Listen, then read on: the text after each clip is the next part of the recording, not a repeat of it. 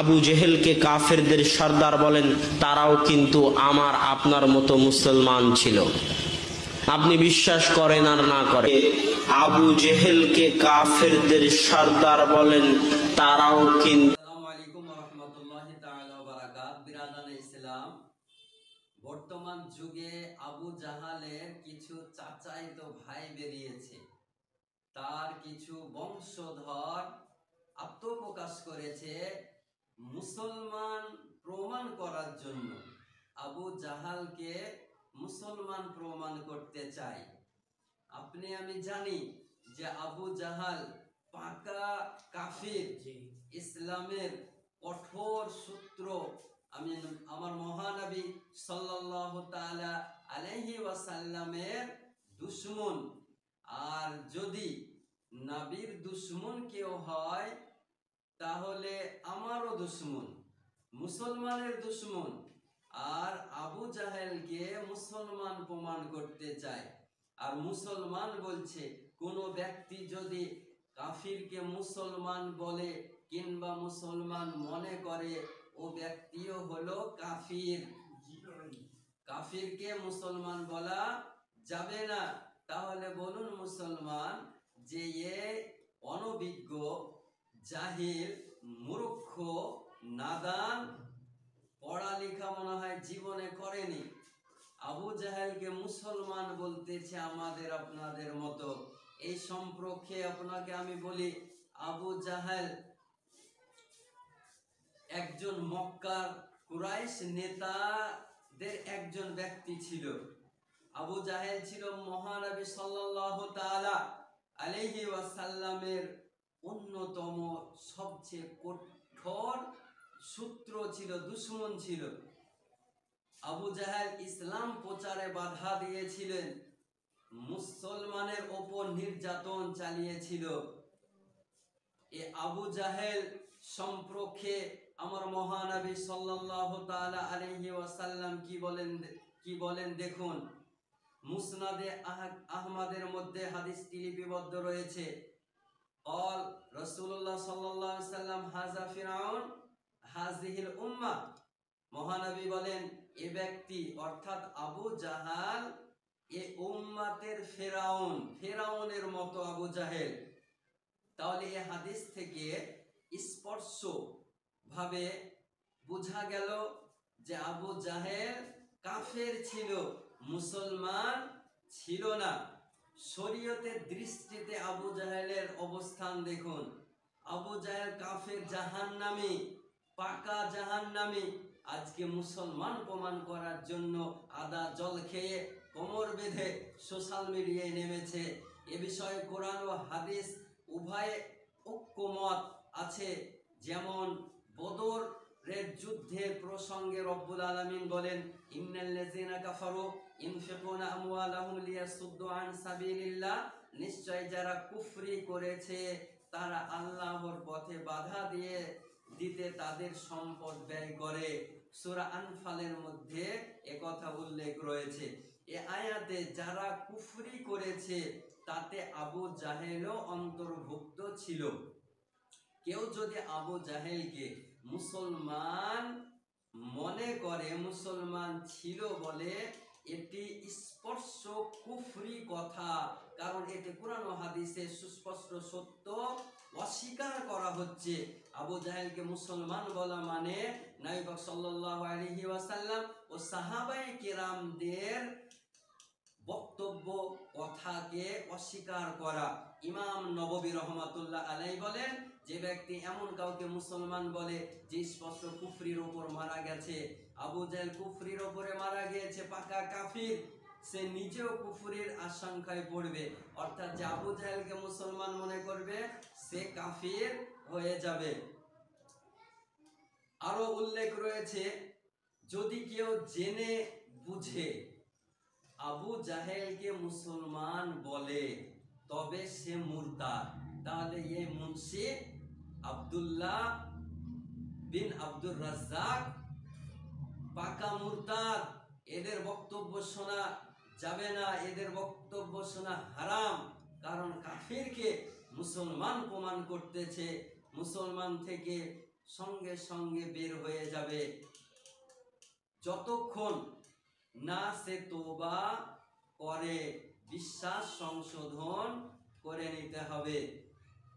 যদি কোনো ব্যক্তি আবু জাহেলকে মুসলমান প্রমাণ করার জন্য লেগে পড়ে উঠে, তাহলে ভাবতে হবে আপনাকে আমাকে যে আবু জাহেলের বংশধর রেখে গিয়েছে, আর আবু জাহেলকে আজ বর্তমানে মুসলমান প্রমাণ করতেছে। আমার আব্বার মালসায় পড়তাম পুরসাই, তো মানে 17টা ডাবের গাছ ছিল, নারকেল কি জিনিস ওরা বুঝতে পারে না, ডাবেতেই আমি শেষ করে দিতাম। আর আমার কাজ ছিল দিনের বেলায় নয়, রাত 2টোয় গাছে তাপতাম, 3টেই শেষ করে নামতাম, ডাবু শেষ আর ফজরের আজান শুরু, কি বুঝলে। আর শিক্ষকরা মনে করতে একদম। আসসালামু আলাইকুম ওয়া রাহমাতুল্লাহি তাআলা ওয়া বারাকাত। নাহমাদুকা ইয়া আল্লাহ ওয়া নুসাল্লি ওয়া নুসাল্লিম আলা হাবিবিল কারীম। বিরাদানে ইসলাম, বর্তমান যুগে টুপি পরার পর, পাঞ্জাবি পরার পর, নামাজ পড়ার পর, রোজা রাখার পর, ইসলামিক কর্মসমূহ করার পর আজকে চুরি চলতেছে। যে কিছু সোশ্যাল মিডিয়াতে বেরিয়েছে ডাবচোর, এরা ইসলামের নামে কলঙ্ক, মৌলানা নামে কলঙ্ক। কারণ এরা মৌলানা নয়, চোর। পড়ার যুগে আপনার ডাব চুরি করে খেয়েছে, এখন বর্তমান সময়ে ইমান চুরি করছে, ইমানদার মানুষের ইমান চুরি করতেছে। তো চুরি সম্পর্কে আপনাকে আমি কোরআন শরীফ এবং হাদিস শরীফে কি বলে একটু বিস্তারিত তুলে ধরি আপনাদের সম্মুখে। কোরআন শরীফ সূরা মাইদার মধ্যে রব্বুল আলামিন বলেন, ওয়াস-সারিকু ওয়াস-সারিকাতু ফাকতাউ আইদিয়াহুমা জাযাআম বিমা কাসাবা নাকালাম মিনাল্লাহ ওয়াল্লাহু আজিজুন হাকীম। চোর পুরুষ ও চোর নারী, তাদের হাত কেটে দাও, যা তারা অর্জন করেছে তার প্রতিদান স্বরূপ, এটি আল্লাহর পক্ষ থেকে শাস্তি। যে ব্যক্তি চুরি করে তার হাত কেটে দেওয়ার হুকুম রব্বুল আলামিন দিয়েছেন।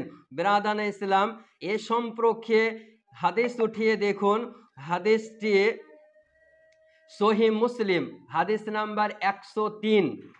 আমার মহানবী সাল্লাল্লাহু তাআলা আলাইহি ওয়াসাল্লাম বলেন, লা ইয়াহিল্লু মালু আমরি মুসলিমিন ইল্লা বিতিবি নাফসিম মিনহু। অর্থাৎ কোন মুসলিমের সম্পদ তার স্বইচ্ছায়, নিজ ইচ্ছায় না দিলে কারো জন্য হালাল নয়। তাহলে বলুন মুসলমান, এ হাদিস থেকে দিবালোকের ন্যায় প্রমাণ হয় এ ডাবচোর, ভুড়িখোর, হারামখোর, ডাব চুরি করে খেয়েছে, আর এখন মানুষের মুমিনদের ইমান চুরি করতেছে। কারণ কোন মুসলমানের সম্পদ তার নিজ ইচ্ছায় যদি না দেয়, তার জন্য সেটা হালাল নয়। তো এই হারামখোরের দ্বারাই কোনো মুসলমান হেদায়াত পাবে না, হেদায়াত ইয়াফতা হবে না। আরেকটি হাদিস আপনাকে বলি, হাদিসটি সহিহ বুখারী হাদিস নাম্বার 2475 এবং মুসলিম শরীফ 57 নম্বর হাদিসের মধ্যে আমার মহানবী সাল্লাল্লাহু তাআলা আলাইহি ওয়াসাল্লাম বলেন, লা ইয়াসরিকু সারিকু হিনা ইয়াসরিকু ওয়া হুয়া মুমিন। মহানবী সাল্লাল্লাহু আলাইহি ওয়াসাল্লাম বলেন, যখন চোর চুরি করে তখন সে প্রকৃতি অর্থে মুমিন থাকে না।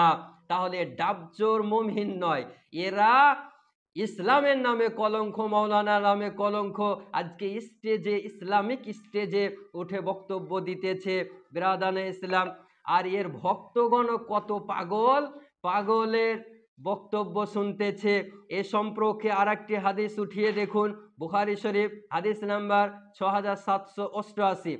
আনাইশা রাদিয়াল্লাহু তাআলা আনহা ক্বালাত, ক্বাতা নবী সাল্লাল্লাহু আলাইহি ওয়াসাল্লাম ইয়াদা ইমরাআতিন মিন বানি মাখজুমিন ফি সারিকাতিন।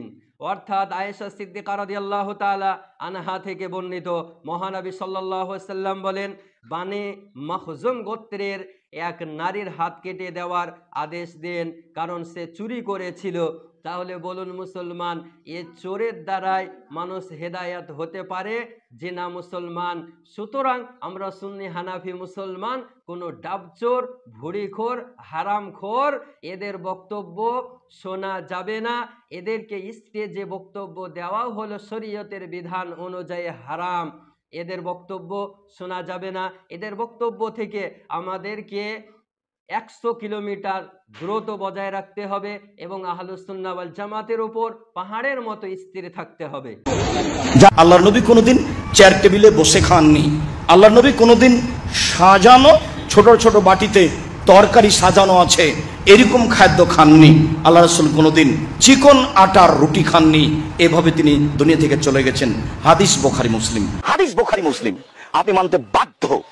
সাল্লাল্লাহু আলাইহি সাল্লাম বলেন, লা আকালা মুত্তাকিয়ান, আমি কোনোদিন হেলান দিয়ে খাইনি। ডান হাতের হেলান দিয়ে, বাম হাতের হেলান দিয়ে, চেয়ারে হেলান দিয়ে খাইনি। তো কিভাবে খেয়েছি? হেলান না দেওয়া হচ্ছে পেশাব পায়খানাতে যেভাবে বসে ওইভাবে বসে খেলে হেলান দেওয়া হলো না, এটাই সবচেয়ে উত্তম। কেন? পেটটা তখন উরু রানের সাথে চাপা থাকে, তখন আপনি বেশি খেতে পারবেন না। আর যদি 4 জানু বসেন, ডান পা বামে দেন, বাম পা ডানে দেন, তখন পেটটা কি থাকলো? ফাঁকা থাকলো, আপনি বেশি খেতে পারবেন। যদি আপনি চেয়ারে বসেন তাহলে পেটটা ফাঁকা থাকলো, আপনি বেশি খেতে পারবেন। যার কারণে রাসূল সাল্লাল্লাহু আলাইহি ওয়াসাল্লাম এমন ভাবে বসতেন যাতে করে পেটটা চাপা থাকে উরু রানের সাথে। হাদিসে এসেছে এইভাবে বসে খাওয়া, তার মানে হাঁটু দুটোকে বাড়িয়ে দিয়ে, আটটা দিয়ে পড়াশোনাতে বসা যেমন এইভাবে বাড়িয়ে দিয়ে 2 পা একদিকে করে দিয়ে এইভাবে তুলে খাওয়া, তাহলে পেটটা হাঁটুর সাথে উরুর সাথে চাপা থাকবে, আপনি বেশি খেতে পারবেন না। হাদিস বুখারী মুসলিম আপনি মানতে বাধ্য। হাদিস বুখারী মুসলিম আপনি মানতে বাধ্য। হাদিস বুখারী মুসলিম আপনি মানতে বাধ্য। হাদিস বুখারী মুসলিম। বিরাদানে ইসলাম, কত রকমের পৃথিবীতে পাগল দেখতে পাবেন। সব থেকে বড় পাগল বাংলাদেশে আপনি দেখতে পাবেন।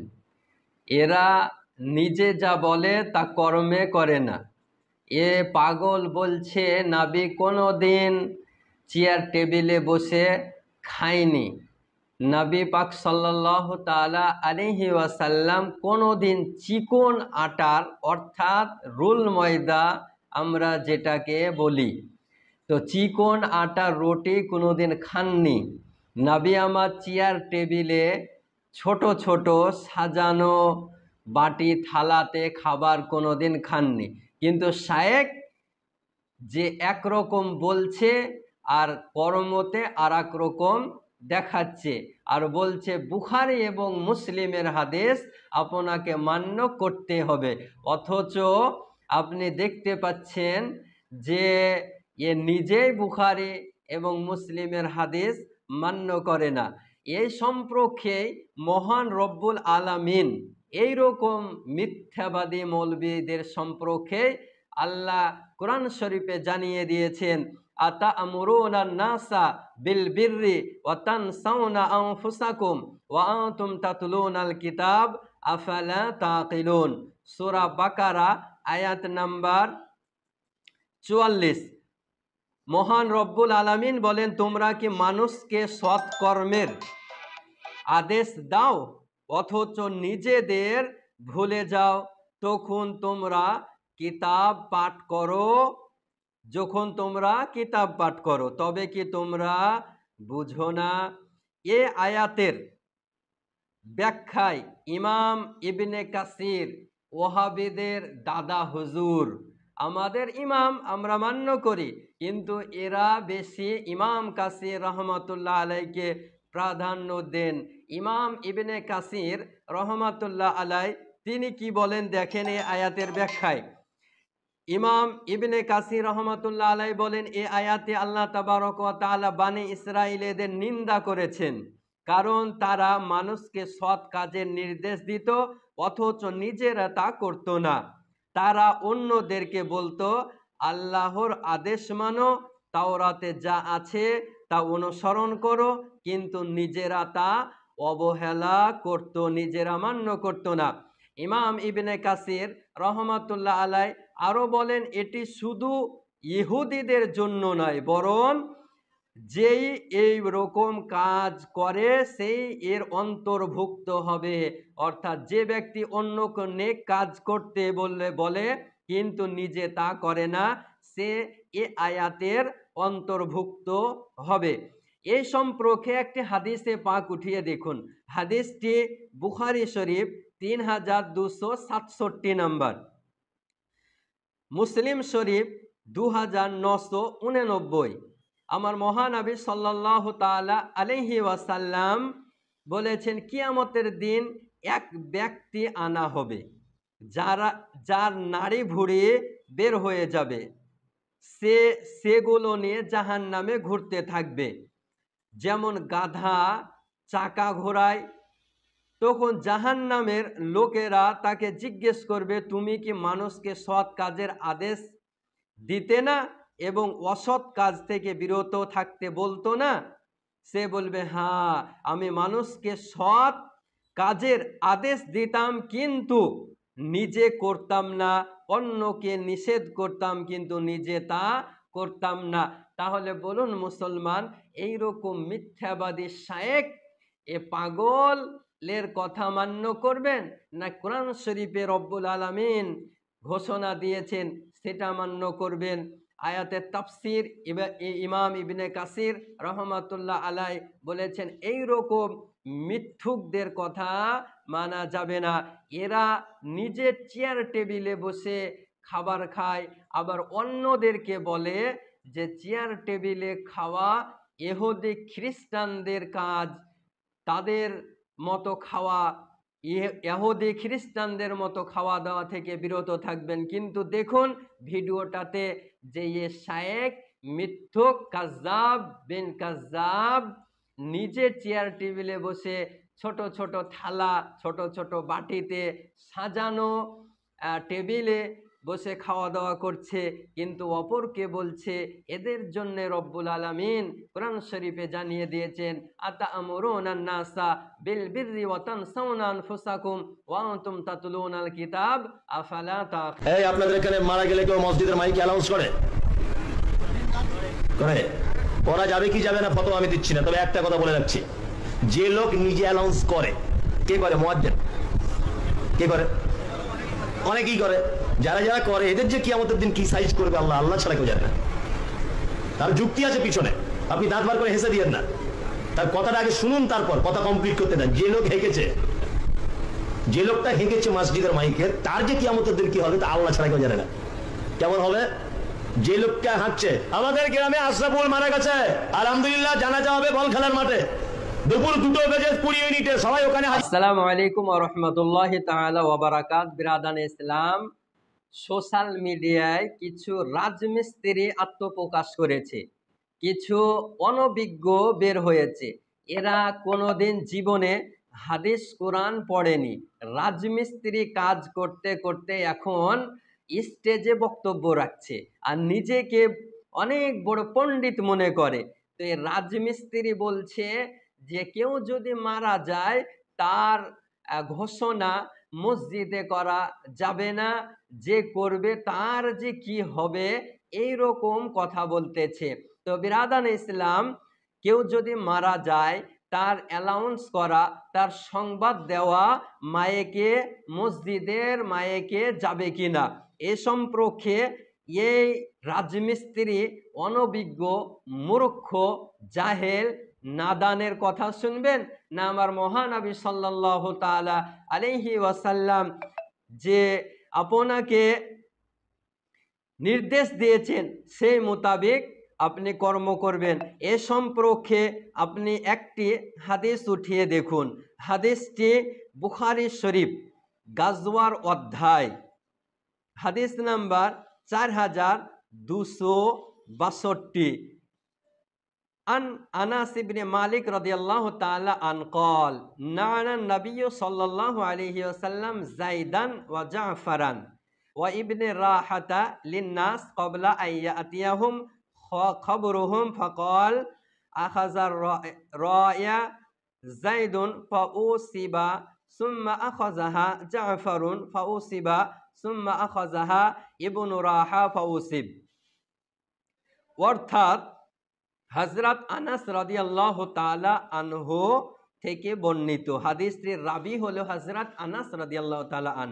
আমার মহানবী সাল্লাল্লাহু তাআলা আলাইহি ওয়াসাল্লাম কি বলেন দেখুন।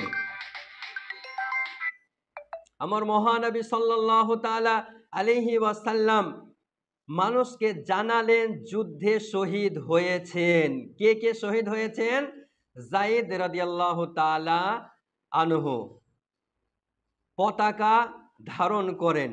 হযরত রাহা রাদিয়াল্লাহু তাআলা আনহু শহীদ হন, তিনি পতাকা গ্রহণ করেন, তিনিও শহীদ হয়ে যান। তারপর ইবনুর রাহা রাদিয়াল্লাহু তাআলা আনহু পতাকা গ্রহণ করলেন, তিনিও শহীদ হলেন। এ কথা বলার সময় মহানবী সাল্লাল্লাহু আলাইহি সাল্লামের চোখ দিয়ে অশ্রু ঝরছিল। তারপর মহানবী সাল্লাল্লাহু আলাইহি সাল্লাম বলেন, পতাকা গ্রহণ করলেন খালিদ ইবনে ওয়ালিদ রাদিয়াল্লাহু তাআলা আনহু, আর আল্লাহ তাবারক ওয়া তাআলা তার হাতে বিজয় দান করলেন। এই তিনজন সাহাবী গাজওয়ার প্রান্তরে শহীদ হয়ে গিয়েছিলেন। হযরত যায়েদ ইবনে হারিসা রাদিয়াল্লাহু তাআলা আন, হযরত জাফর ইবনে আবু তালিব রাদিয়াল্লাহু তাআলা আন, হযরত আব্দুল্লাহ ইবনে রাহা রাদিয়াল্লাহু তাআলা আন। আমার মহানবী সাল্লাল্লাহু আলাইহি সাল্লাম মদিনায় অবস্থান করে গাজওয়াতুল মুতার ঘটনা আল্লাহর ওহীর মাধ্যমে দেখতে পান। তিনি মিম্বারে, মসজিদে নববীর মিম্বারে দাঁড়িয়ে সাহাবাদের শাহাদতের খবর দেন। মিম্বারে দাঁড়িয়ে মসজিদে সাহাবাদেরকে বলেন, অমুক সাহাবী গাজওয়ায়ে মুতাতে শহীদ হয়ে গিয়েছেন, তিনাদের সংবাদ আমার মহানবী দিয়েছেন। তাহলে বলুন মুসলমান, যে মোল্লা রাজমিস্ত্রি না পড়ালেখা করে আপনার ফতোয়া দিতেছে যে মসজিদে যে অ্যালাউন্স করে তার যে কি হবে, এই রকম রাজমিস্ত্রি অনভিজ্ঞ জাহিল মূর্খদের কথা থেকে আপনাকে আমাকে 100 কিলোমিটার দ্রুত বজায় রাখতে হবে, এবং এই রকম রাজমিস্ত্রি থেকে আপনাকে আমাকে বিরত থাকতে হবে, কারণ এরা হলো গুমরা, পথভ্রষ্টকারী। এদের কথা শোনা চলবে না। এরা পড়ালেখা করে না, বিনা পড়া লেখে বক্তব্য দেয়। এদের বক্তব্য শোনা শরীয়তের বিধানে জায়েজ নয়, জায়েজ নয়, জায়েজ নয়।